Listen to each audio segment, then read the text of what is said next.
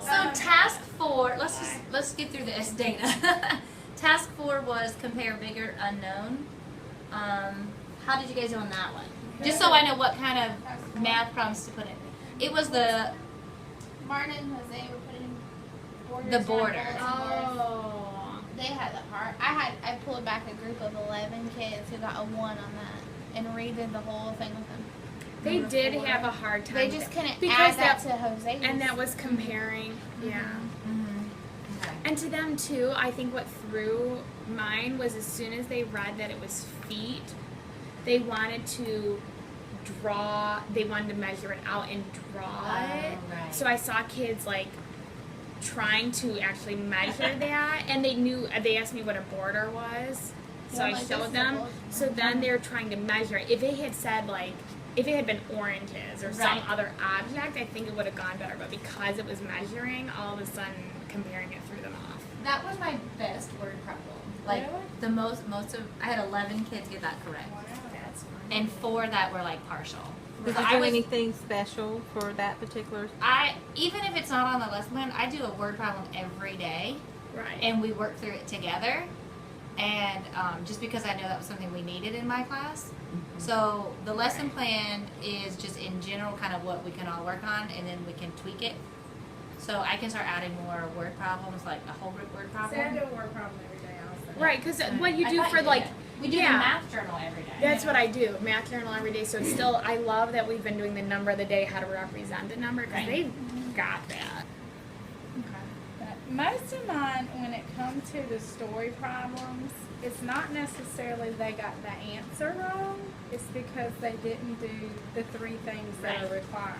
Right. And because that's how we have to grade them for our middle of the year test, that's how I graded them here. See, and mine's the opposite of yours. Mine have everything, but they didn't solve it correctly. Right. So they got Most it of set them would up. get the answer right. It was just that they would not. So when I do my math journal problems, this is the actual setup that I use. Right, So right. they have to complete it exactly.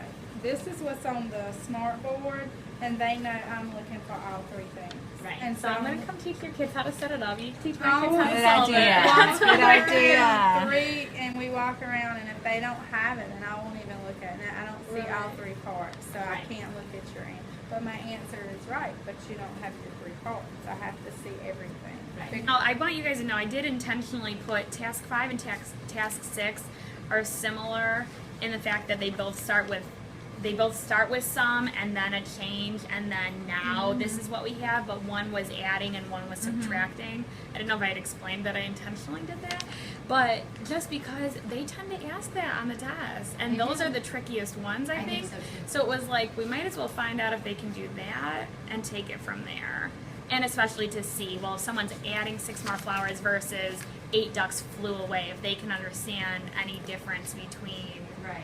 what those mean. I don't know, like last year, Miss Rao did not suggest that we really focus on keywords in math, but some of them just really are important, and it makes you understand, like, difference.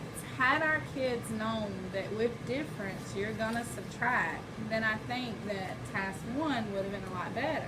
But they were seeing difference as in this one's long, this one's short, and they didn't get That the key difference words. And that that's they different. Maybe I mean, we they need subtract. to, maybe we need to discuss which keywords are okay and which are not. So for instance, more Does should not be used. No, because it Because doesn't you can necessarily- say how many more oranges does Jose have? Well, you need to subtract to find out. Yeah. Versus they added 10 more to Yes. the pile. So that's like one that we. But they could use But- an add up feature by starting at the bottom Right. number and adding on to it to see to how many they had many add more. on. See, discuss I both. then I would I discuss use both. keywords all the time. So when we do a word problem together, number 1, we find the important information, the numbers, we underline keywords, and then we decide as a group if we're adding or subtracting. And you were the one who had high numbers of improved, lots of word problems that were successful, correct? I'll say there is a About lot. half. About About half. half. So there is a lot of research around the idea of using keywords and teaching keywords in isolation specific operations, and you do got to be careful with that. And so you got to find an equal balance. And so when you use the word more, you don't want to just use the more. You want to use the phrase that goes with more. Yes.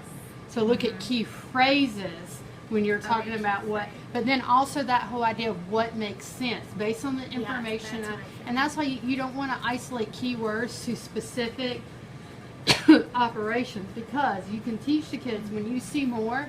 When we go and find the differences, we can add up to see how many we have to add up to get to that next number, or we can take that number to see how many we have to subtract from. So that's why it's important to teach that addition and subtraction are reciprocal functions of each other. And not be like, well, I can't think of a life skill that you need even an on for.